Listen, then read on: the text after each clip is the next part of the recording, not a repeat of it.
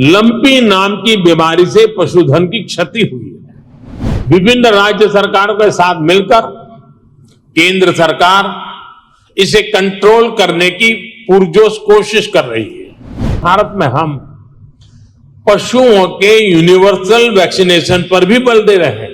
साथियों, एक और बड़ा संकट पशुओं को होने वाली बीमारियों का है।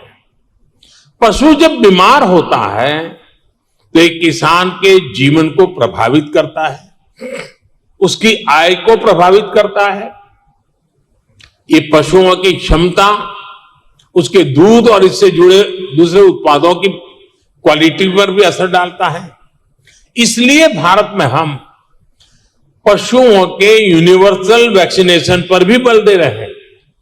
हमने संकल्प लिया है कि 2025 तक हम 100% पशुओं को फूट एंड माउथ डिसीज और ब्रुसेलोसिस की वैक्सीन लगाएंगे।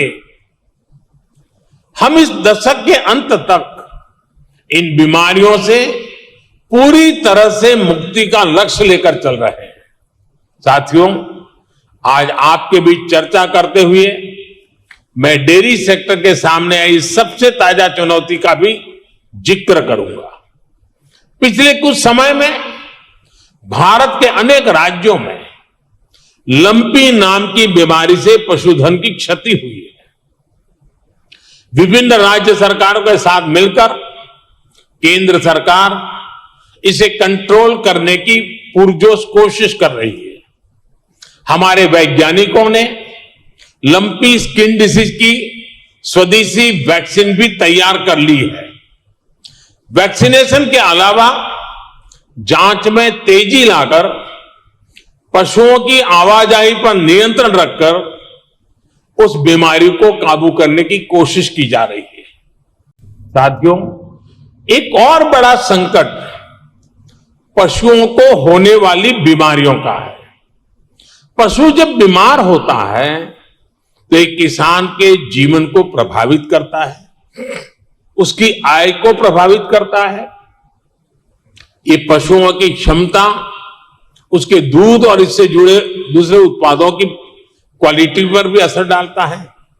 इसलिए भारत में हम पशुओं के यूनिवर्सल वैक्सीनेशन पर भी बल दे रहे हैं। हमने संकल्प लिया है कि 2025 तक हम 100% पशुओं को फूट एंड माउथ डिसीज और ब्रुसेलोसिस की वैक्सीन लगाएंगे। हम इस दशक के अंत तक इन बीमारियों से पूरी तरह से मुक्ति का लक्ष्य लेकर चल रहे हैं। साथियों, आज आपके बीच चर्चा करते हुए मैं डेयरी सेक्टर के सामने आई सबसे ताजा चुनौती का भी जिक्र करूंगा। पिछले कुछ समय में भारत के अनेक राज्यों में लंपी नाम की बीमारी से पशुधन की क्षति हुई है। विभिन्न राज्य सरकारों के साथ मिलकर केंद्र सरकार इसे कंट्रोल करने की पुरजोश कोशिश कर रही है। हमारे वैज्ञानिकों ने लंपी स्किन डिसीज की स्वदेशी वैक्सीन भी तैयार कर ली है।